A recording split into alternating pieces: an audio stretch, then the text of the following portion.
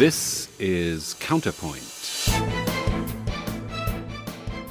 Russia is not a communist paradise. The sanctions will work. This is the only language that now they will understand. So regardless of Trump, I think that we need to stick to our commitments. And if we said 2%, it has to be 2%. And I hope it's going to be 2%. Let's see the realities of today and provide ourselves with the necessary solutions in order to relaunch the cooperation with the United States, the transatlantic relations with Israel, a key factor. Welcome to a special edition of Counterpoint, coming today not from the television studios of the European Parliament, but a meeting room here in the House of the European Parliament. We've recorded a panel discussion on the transatlantic relationship ahead of the European elections with leaders from the main political parties. We hope that you will enjoy this interesting discussion. Good morning, ladies and gentlemen. We're still waiting for one of our speakers, but I think we should start now. Welcome to this AJC Transatlantic Town Hall, where we want to discuss with leaders from the main political families the EU-US partnership in the context of the upcoming European elections. Before we begin, allow me a brief disclaimer. Even though I'm the moderator, I'm not a totally disinterested party in this debate. I'm the director of the AJC Transatlantic Institute, and as the name suggests, our office was founded now 15 years ago with, among other issues, with the specific goal of advancing the transatlantic partnership. We at AJC continue to believe that the Western Alliance is the bedrock for our freedom, security, and prosperity. Of course, even the closest of allies may at times have disagreements, maybe even serious disagreements on issues related to national security, to economic or trade policies, but we shall never question the fundamental basis of this unprecedented post-war alliance between the United States, Canada, and Europe. This is why the AJC in September launched a bipartisan effort, a transatlantic partnership project to reaffirm this Western alliance and the values on which this alliance is based. We drafted and crafted a bipartisan statement that supports and reaffirms this crucial relationship and the values that binds the transatlantic partners, and that specifically reaffirms our support and our confidence, among other things, in NATO and the European Union. And this bipartisan statement was signed by leaders from both sides of the Atlantic and both sides of the political aisle, among others, Joe Biden, former Vice President of the United States, John Boehner, the former Speaker of the House, and in Europe, leaders such as former Prime Minister Tony Blair of Great Britain and former Prime Minister of Greece, Antonis Samaras, and many more. And it is in this spirit that we have asked our distinguished panelists to join us here today to discuss the current state and the future of the transatlantic partnership. So without further ado, let's start with a brief opening statement, maybe 2-3 minutes from each of our panelists on the state and the current state and future of the transatlantic relationship. Tono, please, maybe you go first.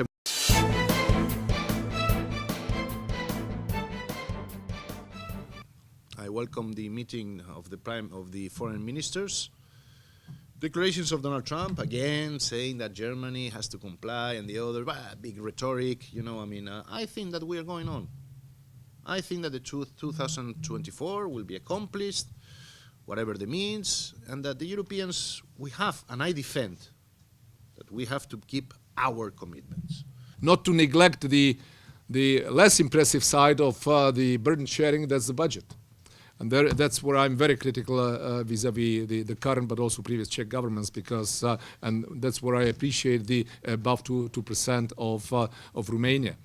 So this is something where Trump has a point, legitimate one, that we need to build on. I don't know whether it's that big or a bit of an excuse. You know, it's a part of a more broader policy in quotation marks. But regardless of Trump, I think that we need to stick to our commitments. And if we said 2%, it has to be 2%.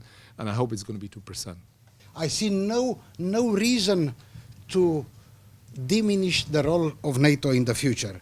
And burden sharing, I have the privilege to speak on behalf of a country who did among the first that, and the dividends are only won by my country. We managed not only to improve our defense equipment, but we managed equally to assume more responsibilities on our country's defense needs, because it's unrealistic to ask the alliance, please protect my country's security when I do nothing. It's completely unrealistic. This is why burden sharing, it's one important aspect. The second, by doing that, we increase the strategical relevance of NATO and its ability to answer security crisis challenges. Because you cannot do that only with political statements. When speaking today, there is the largest military drill into the Black Sea with NATO navies and troops, more than 2,000 people. But if you look to the details on the Black Sea and the way Russia built up in Crimea a gigantic fortress with the newest defense equipment, this is not about my country's or my region obsession on Russia. The assertiveness of Russia, the aggressiveness of Russia is there, and we have to answer by being prepared to defend our NATO territory with everything needed in that security crisis.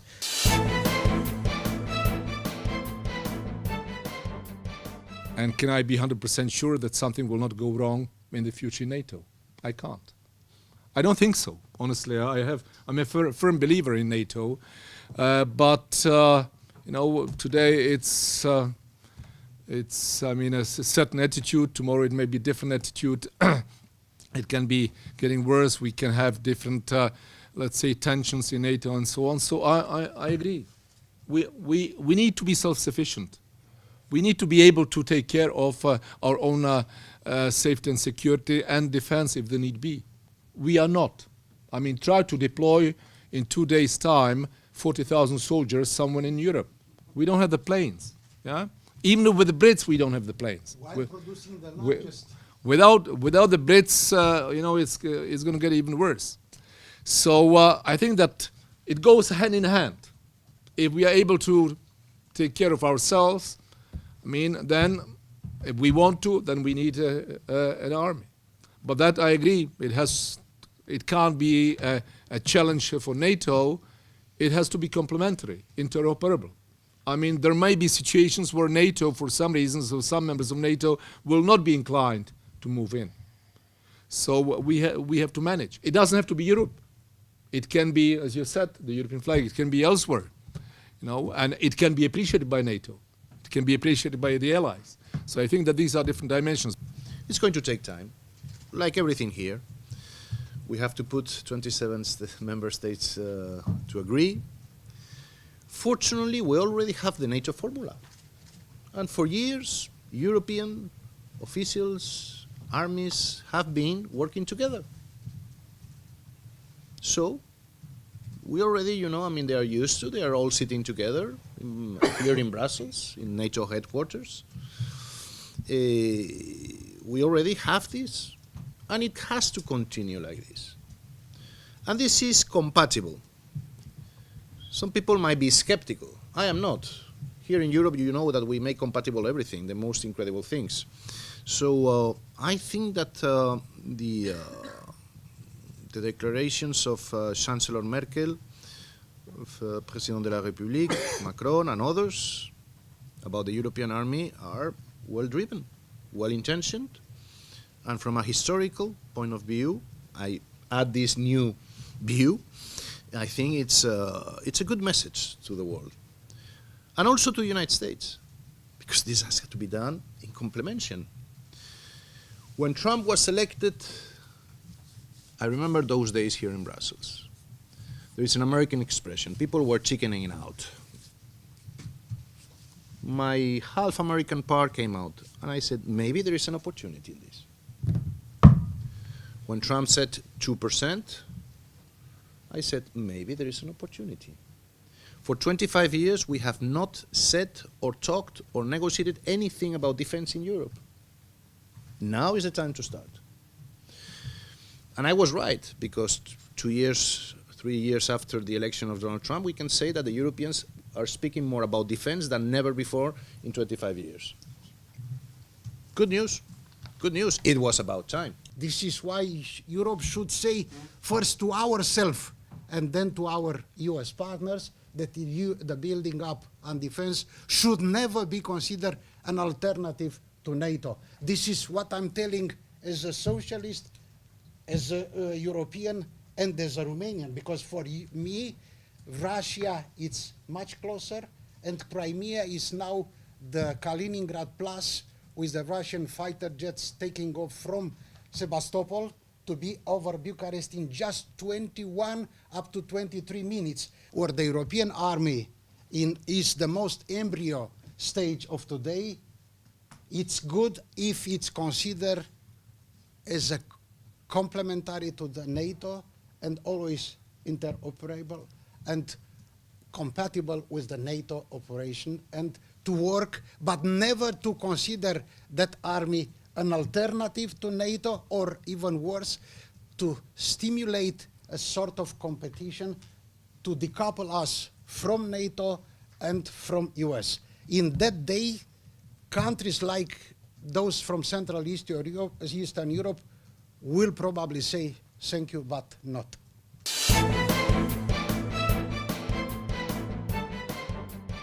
We are much now concerned because we have electoral processes going on. In my country, for example, Spain, it's not only the European elections, it's also local and regional elections the same day, and general elections on the 28th of April. I know we don't want anyone meddling or playing games with these elections. We want the free will of the Spanish to be reflected, and we already, unfortunately, had in the question of Catalonia big proof of the interference by specifically Russian media. Very open, very outspoken. I can recall these images of plastic tanks near Catalonia, no, saying that the Spanish army was ready to invade Catalonia. Such nonsense, such stupidity. Nowadays, Russia is not a communist paradise that you still are thinking it is. It is driven by oligarchs. It's about money. So I think that the sanctions will work.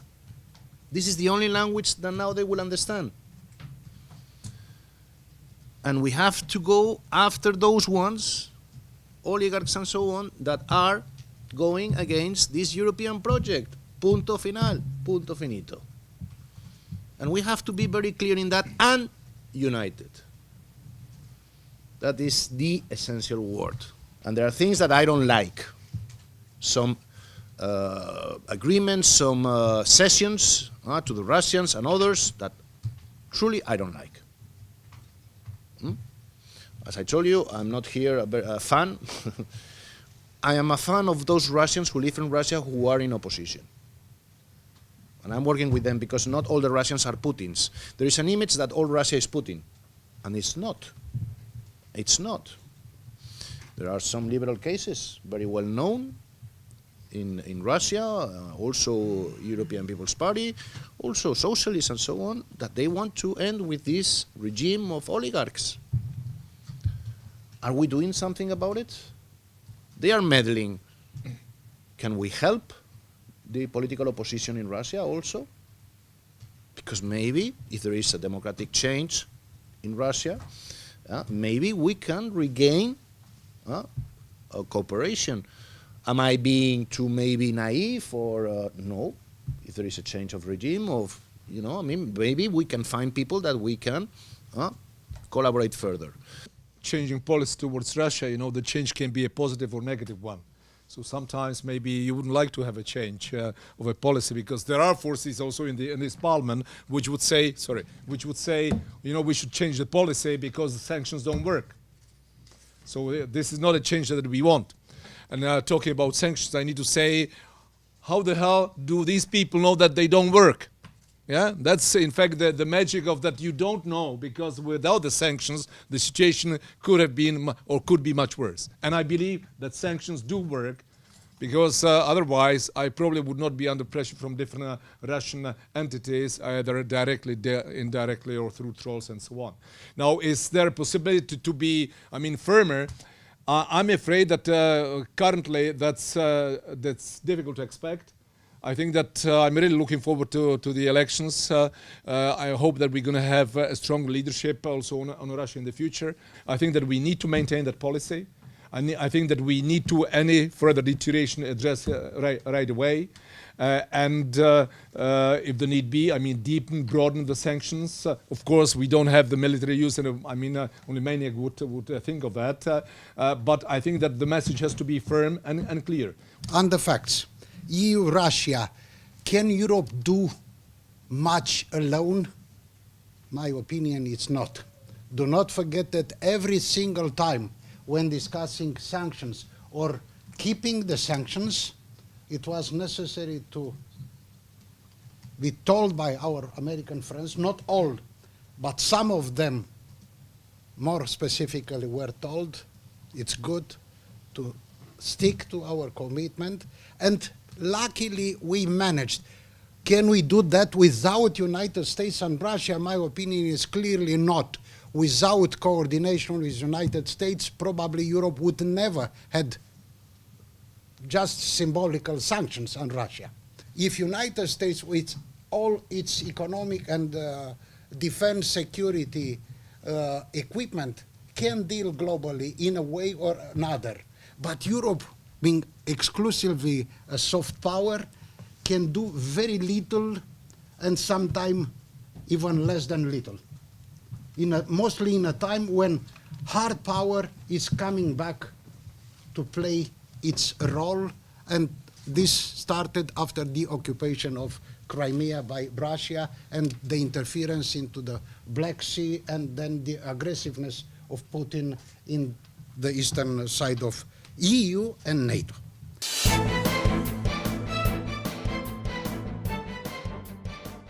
In this transatlantic relation, as a Romanian, I have to say something. There is a sine qua non factor. It's Israel. Israel have played a vital role, at least for some of our countries in the past. Always in my country's approach on Israel, there is a political, economic, social, human dimension, plus a major security dimension. It's a key factor for the Romanian policy, and this is why Romania does consider that a closer cooperation between our countries and Israel does have a major impact on EU-US relations, at least for one particular reason which is clear to the Central Eastern Europe. Let's see the realities of today and provide ourselves with the necessary solutions in order to relaunch the cooperation with the United States, the transatlantic relations with Israel, a key factor. And this is my plea, and this is somehow my legacy. I am one of those inside the European Union who, together with many politicians in the United States, we are working together to keep stability in the region, and with the recognition and the help to the Israeli state, the only democracy in the area, to be truth, that we can implement policies that can have a stable future for the region. And I know that Israel is collaborating in that. I welcome the visit of Prime Minister Netanyahu to some European countries. I asked him publicly many times that he should do more visits to European countries and try to also understand better the reality of the European Union, that not everybody in the European Union is against Israel. On the contrary, many resolutions in the Parliament have been voted and done by people in the EPP, for example, that we are, without doubt, one of the largest groups in the European Parliament that supports Israel.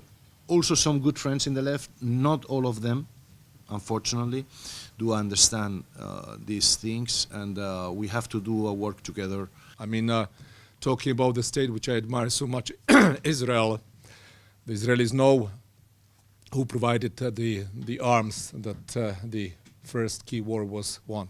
They also know that there were several battalions of volunteers trained those very days and ready to be deployed. The war was just a few days shorter than we were to deploy these soldiers.